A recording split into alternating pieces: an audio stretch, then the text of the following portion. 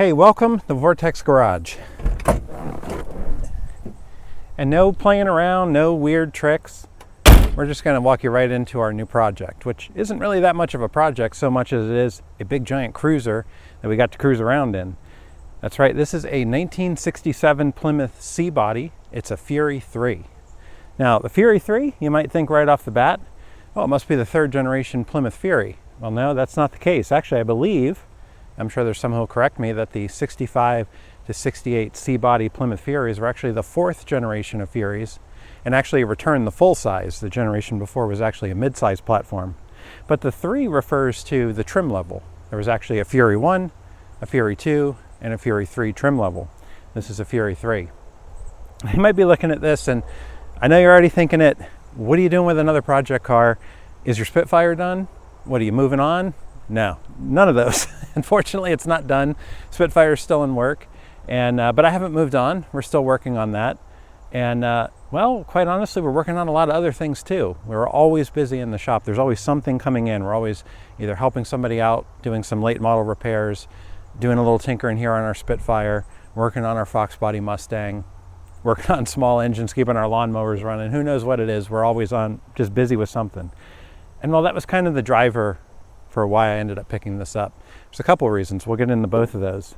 But first, just check it out. Let me get out of the way. Let me move up here so you can see it. Of course, we'll do some cool walk-around shots so you can check it out. Oh, wow, it's just a big boaty land yacht. I mean, literally. Look at that. Got the rough seas, but you're floating. Everything's good. So that's really probably one of the primary reasons I picked up this car was, A, I love big cars. And big boats, big cruisers, they're just awesome. And, you know, I've just wanted something a little older and something that you could just take out and cruise and kind of lay back, well, maybe not lay back, but lean back in and just enjoy the drive. And this sort of fits that bill really well. And this car actually is in really good shape considering it's the same age as our Spitfire. We'll show you a little more of that here in the video. But that's pretty much it, really. Just I wanted a cruiser, something that we could take out and enjoy, especially, you know, it's 2020, you got all the virus stuff to worry about. Well, you can put a couple people in here and you're 6 feet apart, so you're all good there, right? But in all reality, it's a good reminder that sometimes I spend so much time in the shop working on things, I know I don't always get out and enjoy things. So, you know, I do drive the Mustang and I take it out from time to time, but, you know, just having something, a nice top-down, literally a cruiser, just to go out in an old car, just to enjoy and to feel what things were like 52 years ago or 51 years ago, however long ago that was. 53 years ago. Math. So anyways, that's kind of what this car is. It's still got 4 drum brakes on it. It's all original pretty much. So there's another reason, because you might go, okay, so you like land yachts and you like big cars. Well, why a Plymouth Fury? I don't see these very often. There's a good reason. You don't see these very often. The C-body Mopars, you just don't see all that much, especially in this kind of condition and shape. I haven't seen a Fury on the road in a long time. So that was another reason. But there is yet another reason to why me in particular, in my search criteria on Craigslist and Marketplace and all those places, this is one that catches my eye when it comes up. So many, many years ago, my last year of high school actually, took a flight out to Arizona, visited my grandma with my mom, and my grandma at the time still had their family car. It was a 1968, I believe, Plymouth Fury. It was a 4-door post sedan with a 318 in it. And I remember flying out there, and she had that and also a 79 Ford, probably an F-250, I would say. It was, you know, Ranger. It was used for pulling a camper. And the truck was in great shape, had really nice paint. The Fury, though, was pretty much all original. Zero rust because it was in Arizona. And I remember went out there with my mom. We got the car running. It hadn't run in a while. And we actually got to take it out around the block. And, you know, as a senior in high school or whatever I was at the time, man, that was so cool. So, you know, being able to kind of get back into something like that, to find another Fury. This is a year newer, being a 67, but to track one of these down, that was another reason to go ahead and get it. So, but this particular car, we're going to do some shots in the shop, kind of show you what it looked like underneath, because this was pleasantly surprised on this one. Now, we'll show you a little bit under the hood. I'll pop it here even though we're on wide angle there. This is not a muscle car. Like I said, this is just a cruiser. This is a little 318, 5.2 liter with a 2-barrel carburetor. This thing will cruise, it'll move, but it's not going to smoke the tires. It's not going to be a stoplight racer or anything like that. It's just a nice, good, comfortable cruiser. And well, like I said, that fits the bill of what we were looking for.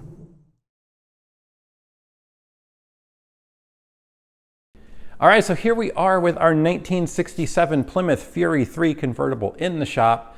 And what we're going to do today, we're going to go ahead and lift the hood, show you the engine, and then get this thing up on the lift and show you underneath. You know, this is a 53-year-old convertible.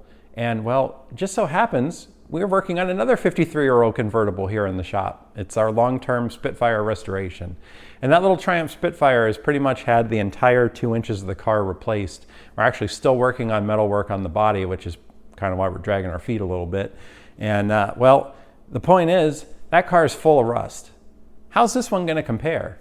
Now, granted, it's not a direct comparison. Cars have different lives and they follow different paths that take them to where they are. But certainly, a 53-year-old convertible, the big question is going to be, how does this thing look underneath? How has it held up over the years? That's what we're going to get it up on the lift and show you. The whole point is really to do that before we touch anything, so you get to see how we got it after the sale. All right, now that we got our light, let's take a look at this engine. So this is a 318, so it is the small engine, and I know what you're thinking, oh, this isn't a muscle car. And yeah, well, this one isn't. This is a good cruiser, that's what this is. And in fact, this actually just has a little 2-barrel BBD Carter carburetor on it. But we'll take a look at that in a second. Of course, it's also got points ignition.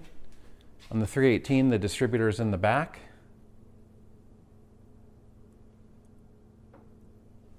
So a couple things that we saw when we looked at the car originally was just the condition of the inner fenders.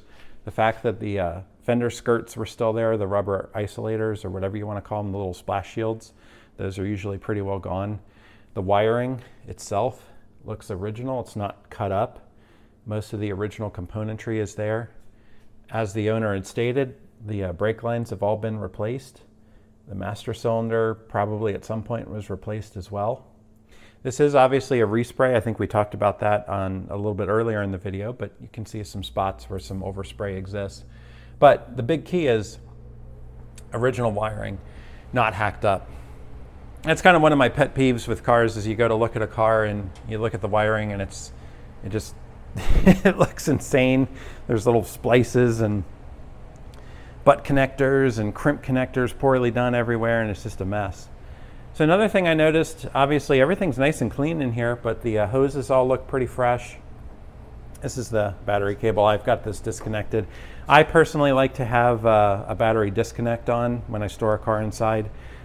So for the time being, I have no reason to distrust this car, but it's pretty much everything in the shop that I leave, I either disconnect the battery or have a disconnect on it, especially when you don't know the car yet. All right, we've got a rebuilt steering box. Got new power steering lines, at least relatively fresh. They look nice. Don't see any major leaks there. Steering shaft looks pretty decent. Now this little 318, the owner said was rebuilt, and when we put it up on the lift, we'll walk you through a few things to kind of show that that indeed is the case. Like is common in a lot of cases, the AC is disconnected, the belt is off. It's got a separate V-drive belt for that, so that's cool. But the nice thing is all these components are original and all the components are there, even the condenser. So if we ever wanted to reconstitute the original OEM air, we could certainly do that. Again, just kind of walk you through, show you all the wiring and various things like that. Everything looks pretty nice. Just to sort of give you a good view here in the engine bay. You know, most of the story we're going to see is when we put her up on the lift and really take a look, but you can kind of see our power steering pump. Looks pretty decent. Our belts are pretty fresh. Again, excuse the battery cable, but I'm just storing it there for now. The battery itself, it's a nice, of course you've seen our battery videos and we've gone in about these Johnson Control batteries, but it's a nice Gold Series, relatively new battery. It's kind of a good plus. Windshield washer bottle right here. Just kind of show you that wiring a little bit up close. The hood, of course, has the torsion rods that act as springs instead of the big bulky side springs. Kind of an interesting design. So you'll see any Mopar from this era, they love torsion springs. Torsion spring suspension was a big deal that they always talked about since the 50s, and they used for many, many years. They put it on the hood as well. All right, let's go ahead and take this air cleaner off. I'm going to try to do that one-handed. We're just going to take the whole assembly off. We're going to show you a couple things with the carburetor and get you a little bit closer look at the distributor. All right, so let's take a look here, if I can work this thing. So there is our little 2-barrel carburetor.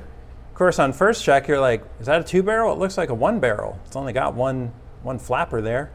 But if you were to take it up and look underneath, there are 2 throttle valves on it. We've actually got another carburetor we can show you later. Linkage looks pretty good. Of course, that goes back to our transmission kickdown linkage. We've got a little bit of fuel leakage, and our accelerator pump doesn't seem to be squirting quite right. And there is a bit of a stumble on this car, pretty sizable stumble right off idle. And that's probably our case right here, so we're going to have to address that. And we want to check this gasket to make sure we don't have leakage on our gasket surface here. This is actually a remanufactured carb, and there's a date tag on it. We can show you the date tag. I don't know if you can read that, but it's 2009. So, it's an 11-year-old rebuilt carb. It's otherwise in pretty decent condition. So on the Plymouth, well, on this 318, it uses a choke that is integrated into the manifold. So there's actually an exhaust crossover right here. And what that does is allows some of the heat to come into this intake manifold, and it has a thermal spring, and it'll actually pull your choke open as it heats up. And then, of course, you got your vacuum choke pull off as well.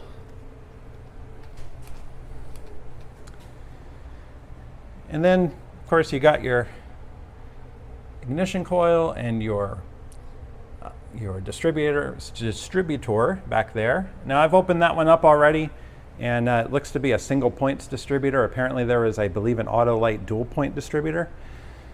So as I've already been looking at ordering some parts for a little bit of a tune-up, just in case it needs it, that was something that I had to double check. I had to pull it off, and it looked like a single point unit inside. All right, well, we've seen under the hood. That's pretty cool. Well, let's get this thing up in the air and really take a look underneath.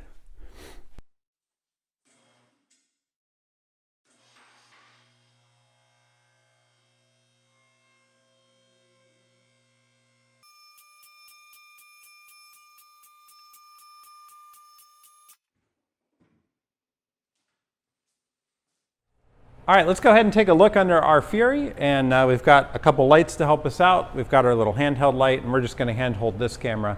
What we're going to do, we're going to start from the front and slowly work our way back.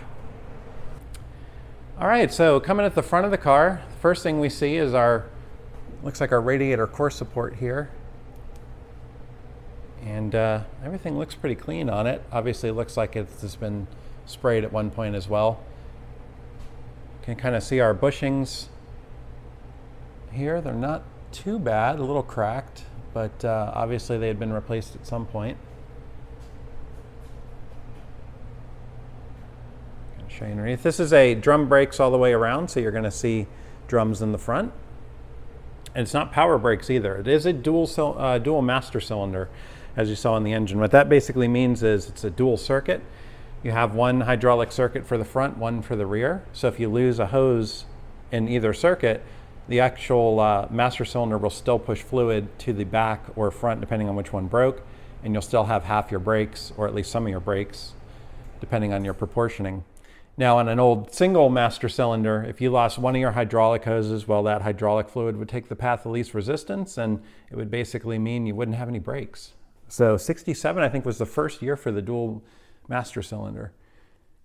Okay, you can kind of see we do have, looks like some fluid here We're probably going to want to pull that apart and see what we're dealing with, if that's maybe a wheel cylinder or something like that, or if it's just grease from, look up there, we got a ball joint with a torn boot, and there's grease all around it. So there's a lot of grease on the upper A-arm, kind of down here as well. So, but this looks not quite like grease. Let me back away and let that focus. Doesn't like to focus 2 inches away. And maybe that's something else. So we're going to want to pull the drums at some point, obviously, and as a basic check, and just see what we got going on. But the big thing I'm seeing right off the bat is just how clean, for the most part, everything is, and present in there. And again, there's our brake lines that were redone. The rubber lines are pretty new looking. Our tires are pretty new. However, I did admit that I had this up before, and there was something that was noticed. All right, so if you see the wheel weight right here, I don't know if you can see that. Right next to the wheel weight. Let's see if I can zoom in with the camera. Look at that. What is that? I'll be honest with you, it almost looks like a valve core that somehow got stuck between the tire and the rim bead. It's on the outer edge of the bead, fortunately. So I think what I'm going to do is take this wheel off, take it to a tire shop, and have them pull it off and inspect the tire. I'd really like to, I'm still deciding what we're going to do with the tires, but this side also seems to have a torn boot on the upper ball joint. It's probably pretty common. And let's see if we got any seepage down.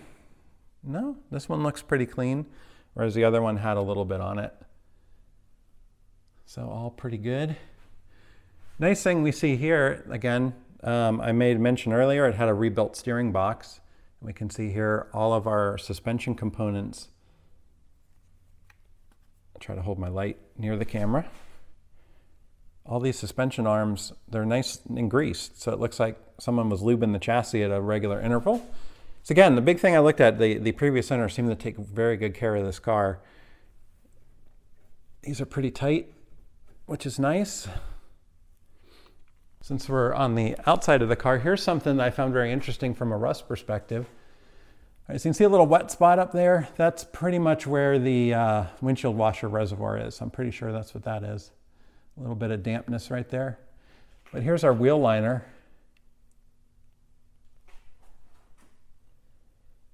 Solid. And it's even solid here. This is where all of them go. I mean, it's solid there too. And then we start looking, I know we're starting to sneak back a little bit, but we start looking at our unibody here, and same deal. Look at how clean that is. So we'll look at that more in a little bit. Let's go back underneath and look at something that caught my eye. Let's look at the shock absorbers. See if I can get the light so you can actually read it and enjoy that with me, because it is the Pleasurizer, the Delco Pleasurizer shock absorbers. So file that in product names we probably cannot use today, but nonetheless, who wouldn't want the Pleasurizer shock absorber? Look at that. Oh, I bet you they're great. Or I bet you they're completely worn out, which they are, and we're going to need to replace those, but we're going to have to keep those around. Those are pretty cool. So I'm a little bit unsure. If someone can let me know. I want to say I thought I read something that the Delco Pleasurizers were the OEM option from Plymouth, but I'm not really sure if that's the case. At any rate, I'm pretty confident based on looking these up that logo is a little bit newer than 1967. So I'm assuming that these are Pleasurizer replacements, at least. So, but yeah, got to get those Pleasurizer shock absorbers. All right, we can see our motor pretty good here. Now we see, looks like a new fuel pump, or at least relatively new. Of course, you can see our rebuilt alternator up there. And we can start to see a couple signs here. Now, one of the things, hopefully you can see me on the other camera, you know, we talked about the fact the previous owner said, hey, it was a rebuilt engine. So, you know, take that with a grain of salt all the time. Of course, I was very, let me back up a second here. I don't want to, trying to be careful how I say this. A lot of times when I've looked at cars and people say something or claim something, you got to take it with a bit of a grain of salt, and you can kind of get a vibe from people whether or not they're being honest. And sometimes people will tell you things on cars that are just completely untrue. Fortunately, the sellers that I dealt with, wonderful people, very honest. Everything that they said, I've pretty much confirmed looking at this car, and you're going to see that as we go through it. So rebuilt engine at some point. I don't remember the date. I don't remember if I even asked. But the question is, how do you know for sure the engine was rebuilt? Well, you can feel pretty confident. Hey, it's got some nice clean paint on it. Well, anyone can paint an engine block. To me, a fresh, clean freeze plug is a pretty good indication that the motor was out and rebuilt. Not to mention, if you look at the gaskets, you can see the cork gaskets look pretty fresh as well. So to me, those are both signs that this engine was indeed rebuilt.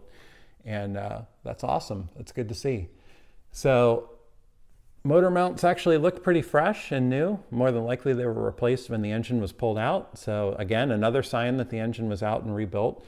So super good stuff, and really appreciate that from the owner. And it's cool to see. I mean, I got to tell you, I've definitely looked at things and not bought them where, you know, it's got a claim and you climb under and look at it and you're like, yeah, this is rebuilt, means you put a motor from a junkyard that was worse than the one you took out. So, but not in this case. This is nice. So, of course, you do see a little oil seepage out of our oil pan. These cork gaskets, notoriously difficult to work with and get them to seal up right. That's just a seep. That's, I mean, pretty much normal. But I do see some seepage out of our fuel pump gasket. We might pull that off and try to reseal that, but it doesn't look that major. Otherwise, everything looks good. Our transmission cooler lines here, which is something we just replaced on our F-250, well, those look nice and fresh. Those actually kind of look like the poly armor stuff that I like to use. So it looks like those maybe were custom made and put in, but they look nice. Radiator is nice and dry underneath. It's kind of described as a Recore, which is cool. It looks, certainly that's the case. Got some fresh clamps and fresh hoses, it looks like. Got the original shroud. I mean, this is stuff that just is always missing on cars when you go to look at it. So it's so cool to see that that's still there and was well taken care of. All right, let's work our way back a little bit. I'll take my light with me. I'll try to get you a little more light here and take a look at what we see. So again, we see a pretty clean oil pan. It's awesome. Starter, we've got our transmission cooler lines. You can see kind of how those were put in and replaced. They got some unions. We have a little, maybe a little drip on this union. We might want to check that one. But other than that, it looks pretty good. Now, I'm not a Mopar transmission expert by any way, shape, or form, but I am fairly confident, and I sure hope so, because I ordered a new pan and gasket for a 727. Pretty confident that that little kick out on the side is a 727 pan, that the 904 uses more of a rectangular kind of pan. So, oh, I sure hope I am correct. But I could not figure that out. Let me look at the camera. I could not figure out from the build information if it was a 727 or a 904, because all it says is torque flight automatic. So I'm pretty sure it's a 727, but there's some super genius Mopar people. Hey, maybe Steve Magnotti, I'm sure he knows everything about everything. So, you know, I'm not at that level, but I'm pretty confident that's a 727. We'll know soon enough because I ordered some parts. The reason I ordered a pan, let's take another look at it. This is one issue that we were made aware of and definitely can see. We even come down here, we got a little bit of drips on our floor. I have to put a pan down. But our transmission pan is seeping. I can see it looks like someone tried to stop it with some RTV. And that's just what happens with these pans as they age. You know, like you do a couple fluid swaps or whatever, you end up putting them on, they get a little bit warped and they just don't like to seal up with the cork gaskets, or like this. I mean, just way too much RTV back here to try to stop it. And, you know, that's a valiant attempt, but really, you know, and the owner kind of knew this too, what needs to happen. We're just gonna replace the pan. We're gonna put a fresh gasket on it and see if we can get it to seal up. Now the transmission was listed as rebuilt as well, and well, it certainly looks pretty clean. And again, examples of that being the case. Look at that gasket between the tail shaft extension. That's a nice clean gasket. Looks like our transmission mount rubber is pretty good and looks like it was replaced at some point. There's a fair bit of oil back here, probably spraying back from our pan and accumulating there. Of course, we mentioned torsion bars. We totally forgot that part, but I just hit my head on one. You can see that goes to the lower control arm, and that is the torsion bar that comes back to your mount here. Now the torsion bar, which you can adjust, but the torsion bar is basically a spring. So rather than having a coil spring or a leaf spring, this torsion bar actually twists and has spring motion in it. So pretty cool. Another thing, this car seems to have an aftermarket dual exhaust. That's what the owner kind of mentioned. Kind of see it here. I know we're giving you a little preview of what's to come, but yeah, it's cool. It's all right. It doesn't sound too bad, but I'm kind of with the owner. The stock stuff, stock single exhaust would be kind of neat on this car. It just sort of fits its character. One thing I saw was fresh U-joints, still nice and shiny. Looks like there's a little bit of protrusion on this cup, on that one too, but I think we're okay. What I'm not seeing, the cups, you can kind of see into the U-joint, probably not on camera, but they do look like they're installed fully. But there's no retainers on them, unless the retainers are inside on a Mopar. So you can tell, I guess I've worked on too many Fords and Chevys lately, so looks like we might have a little bit of seepage from our tail shaft seal, so at some point we might drop the drive shaft and swap a new one of those in, or just check out our actual yoke here, because sometimes the yoke can just be a little bit worn out. So we'll take a look at it. Not bad. It's just a little seepage, nothing crazy. Surprisingly, you might think this big old car from 1967 is a body on frame, but this is actually mainly a unibody car. And that's actually kind of unique from Chrysler at the time. So that also means that rust is a little more something you got to look out for. You don't have a big, thick, frame riding on this thing. So the body itself is structural. So any rust issues on the unibody can be compromising the actual strength of the car. So let's take a look as we continue to go through it, some rust. So let's look at some main problem areas before we go back underneath. So this would be a humongous problem area. I got a magnetic base on my flashlight there. All right, so this is pretty fresh panel, and that's sort of what I did. I put this, you got to be respectful when you look at a car too. I put some nice fabric tape on there so we don't scratch the paint. We've got our magnet on our flashlight, and go around and look for Bondo. You can also tap on the car and listen for the sound of a sheet metal. Now there is a little bit of Bondo on this car, we'll show you later, but not a crazy amount. So as far as I'm understanding, the big C bodies were half unibody, whereas the A and B bodies were full unibody. The C body has a kind of subframe that the engine sits on. And you can kind of see that here. It looks like there's a little bit of a gap in the floor panel where it marries up. So there must be some mounts that mount this in. As you can kind of see there's some big bolt mounts. So it looks kind of like a Camaro or Firebird of this era where it would have like a front subframe. Looks like that's what Chrysler did with these as well. So you can tell I'm learning my Mopars still. All right, let's kind of just take a wide scan underneath. And well, the first thing you're going to see is just how clean it is underneath for 53 years old. Real small amount of rust here. Just surface stuff. It was probably undercoated or had something going for it. But, floor pans. Yeah, everything's magnetic, obviously. It's not fiberglass or anything like that. But these are solid floor pans. And all the rubber plugs are still here. As you can see, a little bit of fluid that gets flown out of our seal here. Don't want to mess my camera up. I'm hitting buttons while I'm going here. Another thing, looks like these are the bolts probably for the seat, I'm guessing. And just look at the threads. You can see threads. This is cleaner than the 2001 F250 I just worked on. And all throughout it, even stuff that gets me is like the pinch weld area. Look at how clean that pinch weld area is. There's nothing, no rust. Yeah, there's surface rust, don't get me wrong, but eaten through rust. Now let's run to it because I did find one spot. If we go all the way back, another trouble spot would be any place behind the wheel. We look up near the bumper. Let me make sure I can get that up. There is a little bit of rust. That's about it. That's about all I was able to find. There's some body rust that we'll show you, but under the car, just phenomenal how clean you know, these unibody rails are. Again, all the pinch welds and the flanges are clean. This, literally, look, tire throws dirt, water, and everything, and it should totally eat this away, and it hasn't. Pretty wild. Look, you can see the panel back here. Look at that, behind the tire. And this should be just completely gone, and it's not. The drain's there. It looks like it has a little drain in the plug here. Whoop, you can't see that there's a rubber plug still there, still present. So just super, super excited. All right, let's come outside of the car a little bit. There is a little bit of, well, first of all, okay, come on now. That's holding. I think that's gonna hold. Look at that. There is a little bit of Bondo though, right here. Don't want to stick right there. So we got a little bit of Bondo on the wheel well. That's pretty common. There's a little bit of bubbling. Looks like there's some more coming, but this is actually solid here.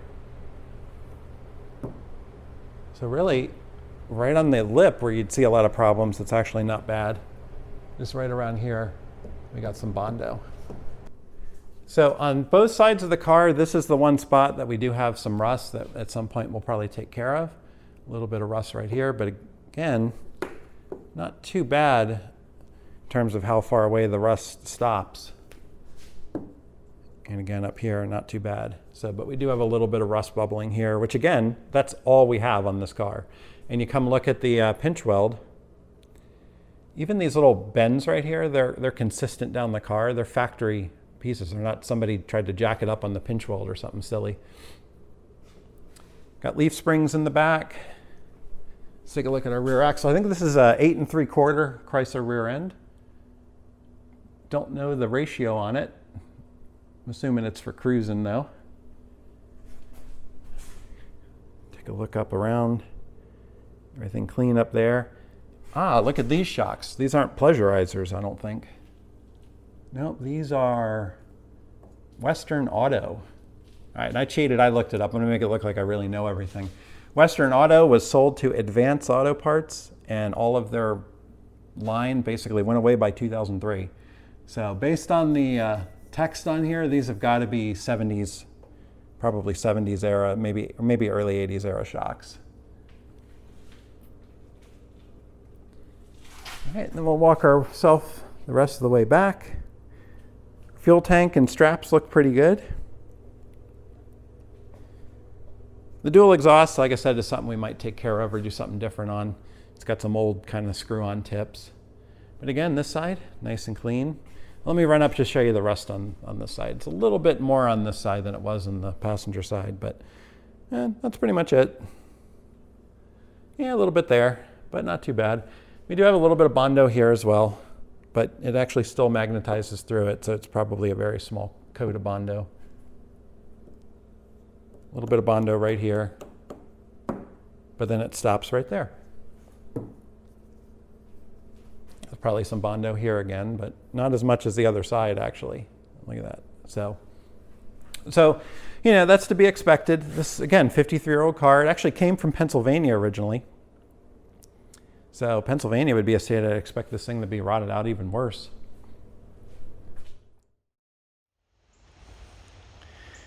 We're getting into the age where the smartphone camera video is pretty much awesome compared to other things. So, of course, we parked on a hill here, so some of our beauty shots are going to look a little crooked, but that's all right. Hey, let's check out the trunk. I don't think we got any shots of the trunk yet.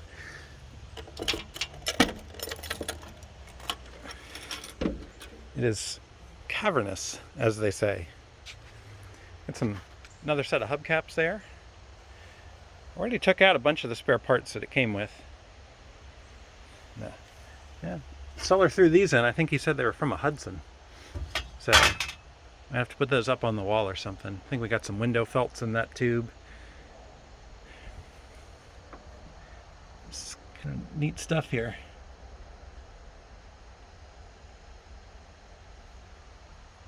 So even though it had a respray, it looks like most of the stickers were put back where they belong.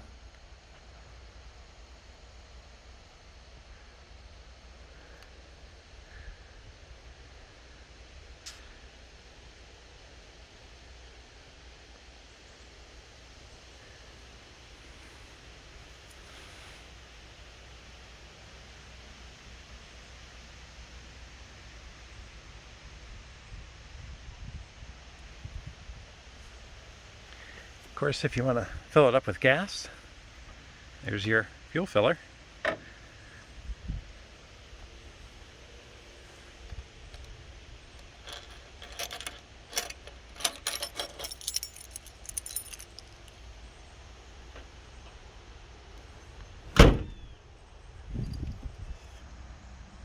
Somehow I feel like these smartphone shots are going to look almost better than with that fancy camera. Which is fine by me, it's a lot easier.